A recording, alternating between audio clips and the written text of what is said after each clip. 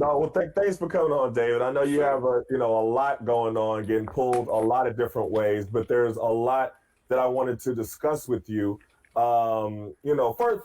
Well, first, how are you doing? Are you safe? Are you everything good? Yeah, we all right. I mean, we're good. Some family stuff, but nothing based off of this. It's just, everybody's got something right now, so we're Right. hanging in there. We're hanging in there. Well, I wanted to say, and I saw Michael Jordan's statement, and Yeah, I, for one, my opinion, I was happy that he made a statement. right. A lot of people have a lot of different thoughts and a lot of different opinions on it. And Mhm. I wanted to get your opinion on it. Is it too little, too late, which I've heard a lot of people say? Of course, people say, well, why did he make any statements back when of course, you know Right. what you're going to Sure, hear. sure, sure. What was your take on hearing his statement? Well, I mean, I tend to agree with you, Itan. I mean, I'm glad he said something. I mean, it's good that he understood that the time required him to say something as a public figure, as a leader. And I'm glad he said something. But you're right. I mean, there's it's never going to be enough for some folks who are still, they're going to relitigate Harvey Gantt for the rest of the time, and he's going to have to live with that and earn it, own it, and live with it. He made a decision that a lot of people didn't like then and now, and that's always going to be part of the narrative when it comes to things like this. I think he's in a position where he can't win. If he says something, it's not enough. If he doesn't say anything, why didn't you say something? You know what I mean? So you just got to say what you feel is the appropriate thing to say. Hopefully, you're doing things behind the scenes. In his case, that are bringing about some meaningful change in people's lives. Um, but yeah, I mean, it's a very difficult needle for Michael Jordan to thread because of his past. Let me ask you this. In your opinion, now you was in every single episode of The Last Dance. Like every single, it was like MJ and you. It should have been MJ and David I Aldridge. was, Last Dance. No, I just I like, all was, right, all right. I was the Greek chorus of the Last Everything Dance. was, no, That but was my it role. was great. I thought it was a great documentary. But let me ask you, did he really own the Republicans buy shoes too? And that's a valid question because a Yeah, lot of the criticism afterwards was like, well, he said it was an offhand joke. I don't, because but then yeah. remember before Sam Smith swore that he never said it. Swore Mm-hmm. up and down that he never said it. And I had the opportunity to interview Craig Hodges Yeah. for the something that I'm doing called the rematch on Fly TV. Mm-hmm. And he said he was right there when he said it, and he said it wasn't a joke. You know what I Right. mean? Like the way Yeah. that he Right. described it in the Mm-hmm. last dance, he kind of, oh, it was just a little offhand joke, something I said to the side. So did he Yeah. really own that he said that? No, of course not. Of course Oh, he okay, didn't. all right, all Man, right. of course he didn't. I Okay. mean, he made it as as innocuous sounding as possible. 20 years after the fact, or 30 years after the fact. Um, and yeah, no, I mean, he did not acknowledge that the power of the remark was like a gut punch, I think, to a lot of black people. Right. And I say that as somebody who, as I've told you before, Etan, I'm not going to try to live Michael's life for him. He's got to live his Right. life. I can't Right. I can't live his life for him.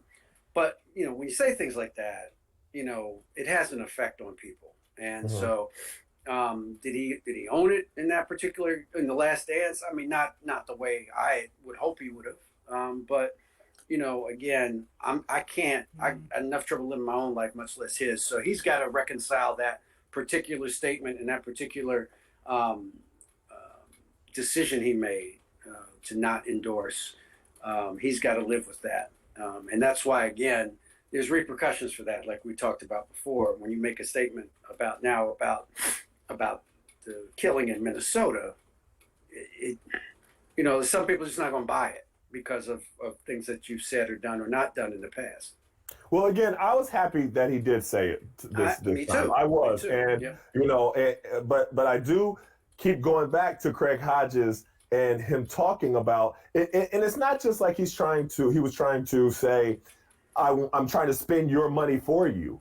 or I'm Yeah. trying. He just knew the power of his voice and the Mm-hmm. power of, he made the reference to it, all the young black men who are dying over Jordans, and these are your shoes, and I'm coming here every day looking at you, and you're not saying anything about it. Yeah. Where you had the power to be able to say, like, peace be still, and everybody would have been still because you're Yeah. MJ. And I Yeah. think that's the part where, but I like I said, I'm glad that he said something now. And Yeah. so does that show like a growth? Because people have to have room to grow, and that's Sure. what I kind of would rather have happened him say that, I said that then, but now I've grown into a new person. That's what I was hoping I would hear. Right. Right. But I didn't Yeah. quite hear that. No, you didn't, because I don't think there was any for him. I don't know how you walk that back. You know what I'm saying? Like, you could. You're right. It would have been, it would have been enlightening to hear him say, "Hey, I may have made a mistake back then. I may have been insensitive back then, or I may not have thought this all the way through back then." Because we've all done that, right? I mean, so Right. you acknowledge that. To not even acknowledge that you may have made a mistake, I think, is where people might have a problem with it. But I agree with you, Ethan. I mean, again, I'm glad he said something. He has said things before. I can't remember if it was after Ferguson. There's been a couple instances. There were, where and he did it with the undefeated, because I remember he made the Yeah, statement through that's the right. undefeated. That's Right, right. right. That's right. So, So he's and I always make the point clear, because I played with him for 2 years with the Wizards. yeah. I've seen him do a lot of things in the community that he didn't tell That's my nobody point. about. That's my He point. just That's kept my it point. quiet. So That's my I can't point. jump on the bandwagon that he doesn't care anything about the community. Right, right. Can I say that he doesn't, use his voice like a Muhammad Ali or a, Right. Bill Russell or a Right. LeBron? Yeah. Yeah, Yeah. Kareem. Yeah, no, he Right. doesn't. But Right. I can't say that he doesn't care about the Right. community at all whatsoever. Right, and that's why I say I wrote a piece on that during the Last Dance. I said there's a reason that Bill Russell and Jim Brown are Bill Russell and Jim Brown, Right. because they did do things, they did say Don't things that ask him other to be people something didn't he's say. not. Right. Yeah, everybody can't do it. Everybody can't do it. There's lots of great athletes who don't say things about politics. I mean, that's just, you have to be in that space. That has to be part of your whole thinking as a human being. You know what I mean? So, and it takes courage, and it would be great to say everybody's got courage. Everybody doesn't have courage. You know what I mean? Right. So, Right.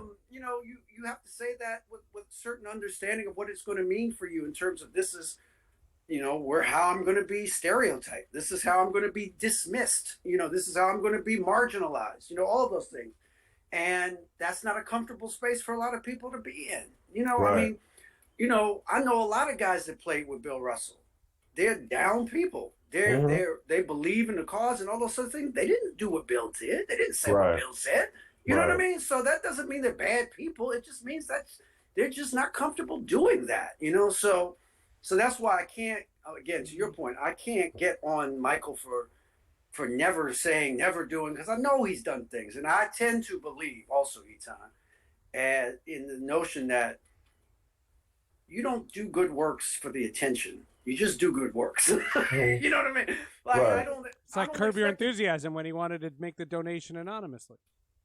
And Well, Ted yeah. Danson did it Yeah. anonymously, and Larry David didn't. Now everybody thinks Right. Larry David Well- did the wrong thing. Well, yeah, I just think you do things. You just do them. You don't do them for credit. You know what I mean? You just do them. But It's my take on my answer to that was, and I actually asked him that when I saw a lot of things that he did do when I was with Washington. Like some of the things I would say, I was like, why you don't tell nobody this? Like, this is great. Somebody needs to know this, because everybody thinks that you don't do anything and you don't care. So that's kind of the flip side of it. What would he say? I'm curious. What would he say when you went at Well, him? he said the same thing that you said. He's like, I don't do it for that reason. Yeah. Yeah. And literally, when I say things, like, not like little things, like huge things that would I know. change how people. I know. But let me let Seth jump here. I don't want to take up all the questions. I Go just ahead. thought, just to kind of transition to today's game, Etan and I didn't get a chance to mention in our first segment the story of Jaylen Brown, the Celtics player who drove from Boston to Marietta, Georgia, where he's from, to participate in a rally and led a speech and filmed it on his Instagram. And it goes back to a statement that I have said, is today's NBA player is so aware, socially aware, technologically aware. They're on such a level, and I don't like comparing it to other sports because I don't think any sport can hold a candle to these guys. I tend to agree with that. I think the basketball players, the NBA players in particular, and the WNBA players. Let me say that first and foremost, because they're the ones that wore the "I Can't Breathe" shirts and all way before a lot of people did. Derrick Rose was one of the first in the NBA, but WNBA players did a lot. You know, when it wasn't popular, you know, to bring attention to these things. Right. Yeah, so they should definitely get credit for that. But yeah, no, there's no, and I think part of that is just, as you mentioned, the kind of technological piece with social media. That's just it's just so ingrained in every younger person's life. Right. It just is, right? I mean, so you can't, like, I could be an old guy railing against it, or I could try to understand it. That's just how young people communicate with each other. Right. And so the fact that Jaylen Brown puts his stuff on Instagram immediately, I wouldn't criticize them for that. That's just how they are. That's how they talk to each other. You know what I mean? So, so it's cool for me. So it doesn't bother me. And I certainly believe, and I think this is where LeBron's got to get a lot of credit, I think, because LeBron really has been out front on a lot of these things. He really has. And he really has, you know what I mean? And, going all the way back, to wearing the hoodies, the Trayvon Martin and all that. I mean, he has really been a leader on this, and he has said things. And you can say whatever you want. It takes some stones to tweet the president of the United States and call him a bum. That takes some stones now. Right. Because you're going to get some blowback on that, okay? You're going to get some real blowback on that. And to pull the trigger on that and live with the consequences of it, that takes some courage. And I got to give LeBron a lot of credit for being, not just. And I'm not countering that. I'm not countering this, but what was your thought on where LeBron was trying to help? And I think he was trying to help Commissioner Silver with the Daryl Morey tweet and the stuff with China, because it seemed so out of what you're saying. And we've seen Shut Up and Dribble, and we've seen the barber, whatever that shop show. We see the way he is, and that didn't reflect him. And that was the only time. It's not our place to criticize because he can do whatever he wants, but it just seems so out of character. Again, I wrote it, and I live with it. Take the heat for it. He was a hypocrite. Yeah. But you know what? So was I. So was Steve Kerr. You know what I mean? So is everybody. We're all hypocrites when it comes to China. As I wrote in the piece, if you got the courage of your convictions, then you should never fly again. Because guess what? China forced every major airline to not mention Taiwan as a place to land, okay? And that's a sovereign nation last time I checked. So unless you don't fly, you really can't say nothing about anybody else responding about China. So we are all hypocrites about China, okay? We all watch the movies that they make in China. We all watch the TV shows and listen to the records that they make in China. We all the products that they make in China. So unless you're a hermit and you're living off the grid, I really don't want to hear your opinion about China unless you're criticizing, unless you're walking the walk that you say all these other people should be walking. And I include myself in the hypocrisy of that. And see, this is where I have to respectfully disagree with both of you on this topic. And this is why. Because I thought that LeBron James showed tremendous leadership in the China situation. And this is why. So Daryl Morey does a tweet while they're on their way to China. I didn't think that it was Daryl Morey's place to put them in a situation. Now, it's different if they put themselves in a situation and speak about something. But Daryl Morey, nobody know who Daryl Morey is. They know who LeBron is. So he's putting them. So I don't think it was his place to do that. So what LeBron did was call a players meeting, got them all together, said, listen, we don't know enough about this to work, so we're not going to say anything about it. And that was what they did, unified as an entire group. They had the different players don't play in the exhibitions, and that's what they all came out and said. I thought that was leadership myself, So just as much as you have the right to speak, you have the right not to speak. But it has to be your choice. Somebody else can't put you in that position. So I thought Daryl Morey was the one. It seemed like Silver put him up to it. It seemed like Silver was like, help me here. You have more of a voice than I do. Help me. No, I didn't see that. I saw it as LeBron James and all the players, but LeBron James taking the head of it to say what Daryl Morey did was not right. Well, okay. I think there's two separate issues here. There's the timing of it. The timing. Where Morey's comment while players were in China Mhm. was the timing was terrible, obviously, Mhm. because they were forced to have to respond while they were in China. While they Right. were So that's there. one thing. Yeah. That's one thing that you can say, okay, look, they got to finesse this. They got to be able to do what they got to do Mhm. here, and they wound up not playing the games, but you don't know that at the time, right? You're responding in real time, so you don't know if you're going to play or not, and what the circumstances that would be. So I get that. What I'm saying is that LeBron has always been, I think, someone who was capable and willing to speak quickly about things. You know what I mean? He does not he does not usually require more time to think about something. Like he has an opinion and he expresses that opinion, right, wrong, good, bad, or indifferent. He expresses that opinion. And so to me, for him not to express an opinion on this, to me was just like, okay, you're trying to, well, as I said before, he's trying to thread a very, very, very thin needle here. I understand what you're saying, and I understand what he was saying at the time, that he was put in a bad position, which was true, which is true, and which was true at the time. Mhm. There is the separate issue of what do you think about what the Chinese are doing to Hong Kong citizens? It's a simple But question. and Either yay, also, yay, but nay. but It's a also, simple but thing. you got to also take into consideration that they were in China at the time. China Understood. was not a place. It's not like America. We can go here and all three of us say that Trump is an idiot, and we can all say that right now. China is different. So Oh, no I think question. No that question. part, as far as that has to be put into the equation, as Of far course.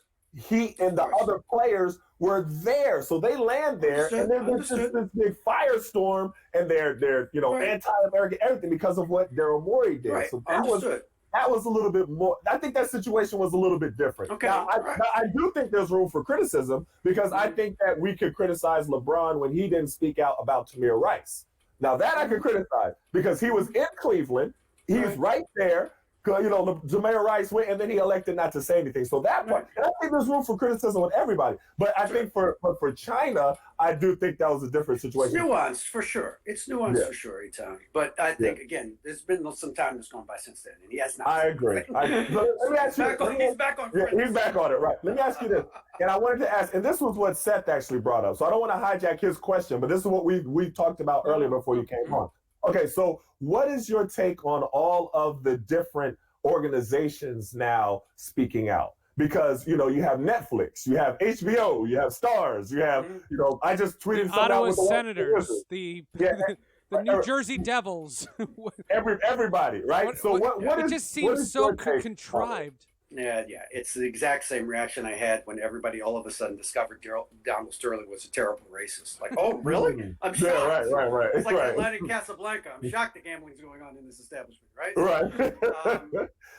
Come on, stop it. Nobody, Yeah.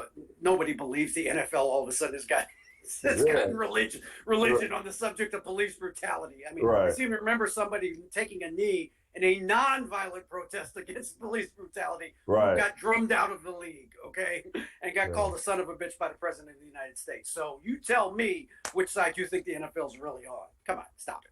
Right. And I do like that I'm seeing a lot because we've talked about the players. I mean, I love Steven Jackson going down there and right there in Minneapolis.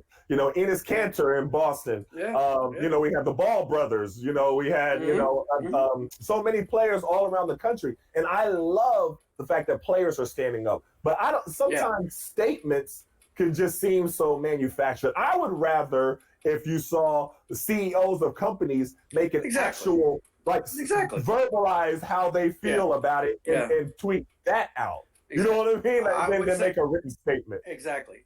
Jerry Jones pretty good with media, right? I mean, he's pretty good at manipulating media. Right. If Jerry Jones had an epiphany because of this, right? I think Jerry Jones could get the word out to people in the Dallas media that he has something to say about about George Floyd's death. You know what I mean? So I agree. Robert Kraft's a pretty savvy media guy, right? So if he really had a change of heart about this, he knows the numbers.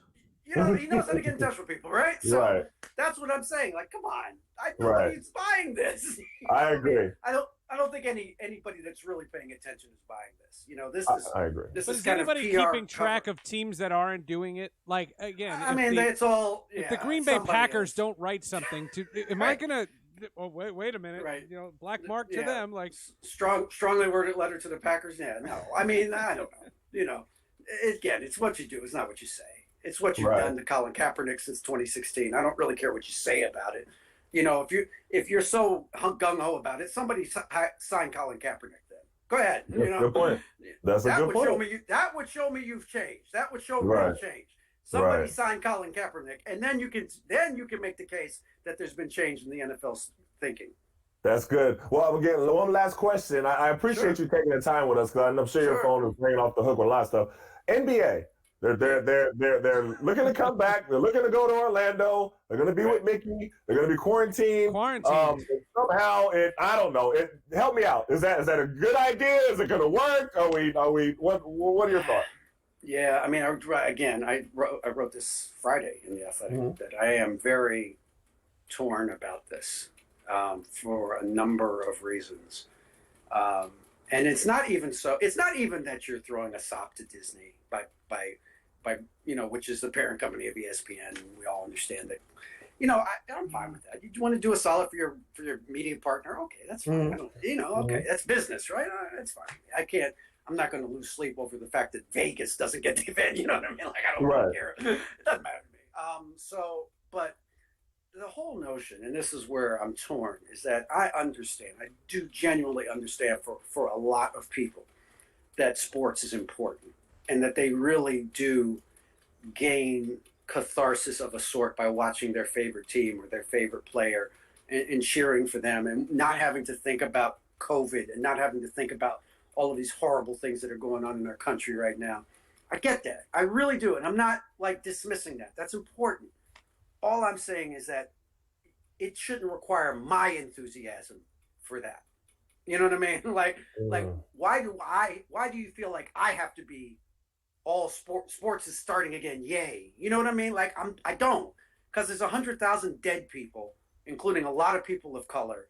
And there's dead Black people getting killed every day by police in this country. And so I'm not going to get on the bandwagon of sports is going to save us now because we'll have something to think about. Well, I want to think about this right now. I don't want to think about sports right now. No, but there are a lot of people who are stuck in quarantines, stuck in their homes, they're not able to work. I understand that. And they are struggling with the depression and anxiety and all of that stuff. I understand all of that. I want it for them. I agree. I want it for those folks. Well, I understand that, but we got some other things that are a little bit more important than whether the Bucks win the championship this year. That's just my opinion. And also, I could be wrong. and also, there are players dealing with anxiety, and they're not comfortable playing in this environment, and they should be uncomfortable, in my opinion. But I think that has to be, because I want to see what's going to happen when you have players elect not to play because they don't feel comfortable because of COVID-19. Eitan, I know, we all know that there are not just players, there are coaches, there are referees, there are people with pre-existing conditions. Okay. Right. And what we know, one thing we know about COVID is that it is especially bad on people with pre-existing conditions. It's a complete attack on your body's immune system and its ability to fight diseases, right? So the last thing I think the NBA needs right now is to have to deal with the ramifications of an outbreak on a team during the playoffs. What do you do if 7 players on a team test positive for COVID? Right. What do you do? Is it representative to have an Eastern Conference semifinals where one of the teams has 6 G League players on it, playing? Right. You know what I mean? So that's a good point. You have to think about these things, these things matter. What happens, God forbid, if someone who is a food service worker or a maid or a limo driver contracts COVID and dies? Okay, right. We have to think about this stuff. Yeah. This stuff is important, And in this headlong rush to get sports back on TV as soon as possible, I just think we need to stop and think about this stuff for a little bit longer, because there seems to be, and it's every sports league, it's not just the NBA, it's every sports league seems to be just rushing to get back on the court, on the field, on the pitch as soon as possible. And I just think, guys, we've got this whole second wave that is imminent, okay? What are you going to do if we have a second wave in July or in August when everybody's ratcheting up again? And you have people, you know what I mean? I watched the auto race the other day. There's people in the stands sitting next to each other, okay? That's what happened, and we know what happens when people sit next to each other. Okay, But we the know what NBA, happens. the NBA and the NHL are quick. They're 6 weeks, and they're trying to just do something. Yes. And yes, there's Yeah. a business angle. Nobody's going to deny that they Mhm. want money, and I understand that. And I love the NBA's plan because there are literally 3 roads to get out of Disney World, and that's as much Right. contact tracing as you have. The deal that I can't stand is the Mhm. baseball plan, because the baseball plan is all 30 teams in their respective It's a disaster. cities. It's a disaster. That makes Yeah. no sense whatsoever, No, and that's no. not going to happen. But the basketball one, I actually think the basketball one is, yes, it's a risk. Don't no one's ignoring the risks, Mhm. but I think that if there's ever a chance to have Mhm. something come off successfully, it's the Orlando plan, more than hockey, more than baseball, and more than the NFL.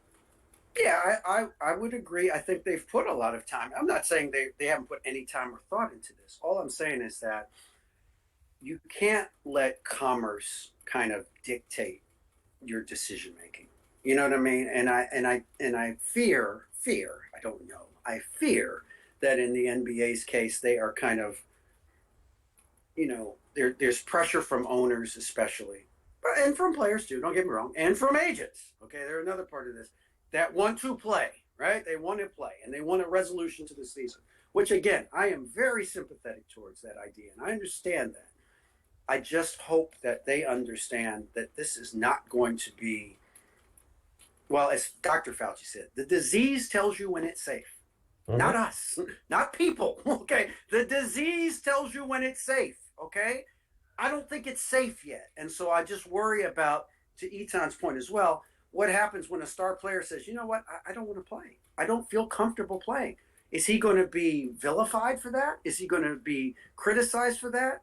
Is anybody Not on going this to be show, he won't. empathetic to that person's position? Because Right. you don't make these decisions in a vacuum. Okay, most guys I know in the association, they got a wife, they got a girlfriend. Okay, they got some say in this too now, and especially if you have kids, and if you have grandparents, if you have extended families, they have some say in this too. Okay, Yeah. so that's why I just hope that there's been thought given to, here's what we're going to do if this happens. Here's So how the we're going to try and handle it. And the problem is, and I promise you, I'll let you go here in a minute. The Yeah, problem is, Nope, though, 10 more minutes. Come on. just gonna keep it. The problem is that you're seeing all this pressure every time Trump gives an address of saying everything is fine now. Let's open up. Right. And Right.